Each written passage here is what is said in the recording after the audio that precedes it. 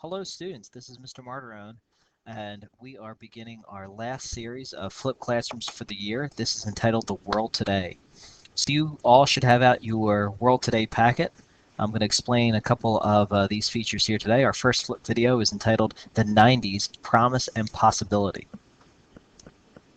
So most of you guys are too young to really recall the 90s, but the major event of the 90s was the fall of the Soviet Union. And in the previous flipped classrooms, we discussed the competition between the Soviet Union and the United States, the Cold War, which came at the conclusion of World War II. That was really the backdrop that a lot of our parents grew up in during the 60s, 70s, and 80s. The Soviet Union cannot keep up with the United States, and that system of communism collapses. So with the collapse of the Soviet Union, the United States is the only major superpower. So this is unique because the decade that comes after with the 2000s, obviously we know that we're attacked on September 11th, and that puts us in a decades-long area of warfare. So the 90s was really noted for its peace and prosperity. The other major term that you need to understand is globalization. And this is probably the most important concept of this unit that I can teach you, and that is that as the world economies become interdependent and intertwined on each other, there's no longer the barriers of trade. So now goods can be traded more easily. And this idea of free trade, especially in a digital age, now that information can travel so freely around the world and so quickly, it changes how business is done. And especially given the fact that labor, which used to be in high demand in the 70s and 80s, is no longer available, and those jobs are being shipped overseas.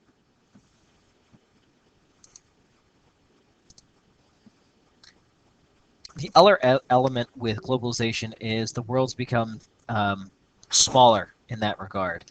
And a lot of jobs that you guys will be looking for that your grandparents and parents may have had don't exist anymore because they're being sent overseas or being done by computers, which means when you go to college, you're going to need to specialize in something, some sort of service. All right.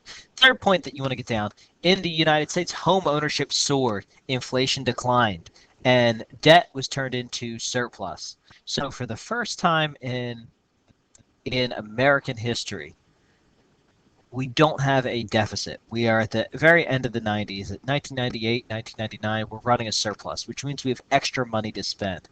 Unprecedented.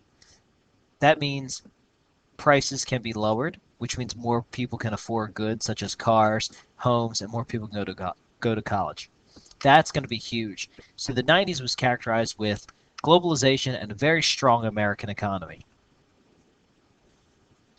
In Europe, a group called the European Union. After the fall of the Soviet Union, the European Union was organized to create an alliance of European nations and kind of create a common currency and a common economic system to kind of make Europe a major player in the world stage, which it hadn't been since the fall of, or since the conclusion of World War II. Now, taking a look at this chart, which is not your packet, but this is the chart really that how the world is divided. The world's divided into developed nations and developing nations. Developed nations are those that depend on outsourcing.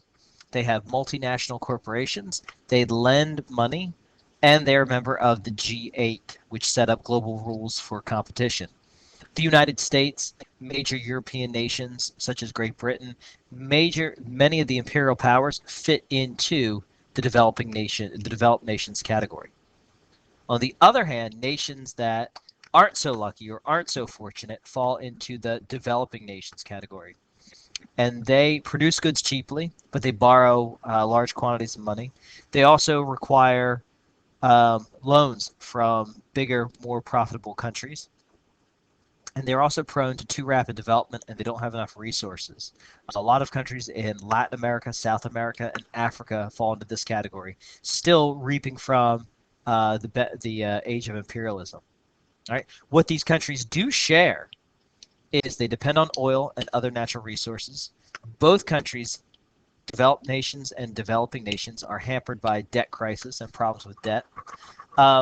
They are developing technology, and they are part of what's called the IMF, which is the International Monetary Fund, and the WTO, which is the World Trade Organization.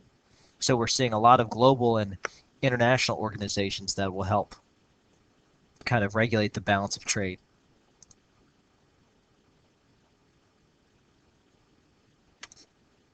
All right. The next chart that is included in your notes is the industrialized nations after the Cold War. And this gives you just a summary of what these nations are like. So we know in 1991, Germany is reunified. There is no East-West Germany. The European Union adds countries. And in 1999, NATO, which was a defense mechanism of the Cold War, now encompasses Eastern European countries. In Russia, they see some of the biggest change. They go from being a communist country to a capitalist country. So they have a market economy now. Unfortunately, unemployment rose and crime became a huge problem. As of 2000, Vladimir Putin, who's currently the Russian prime minister, is increasing the power of the central government, and the United States is very skeptical of that. In Asia, Japan rebuilds and dominates the Pacific Rim. Japan becomes a huge economic powerhouse, and the countries we trade with include Taiwan, Hong Kong, part of China, Singapore, and South Korea. All these areas also modernize. As far as back home, the United States, we're the world's only superpower, and our economy booms, and our military expenses in the 80s lead to deficits, which are paid off, and by the end of the 90s, we have a huge surplus. All right, so that is your very brief overview of the 1990s. If you need to get down any of the notes, or if I went too fast, you can pause the video or replay it.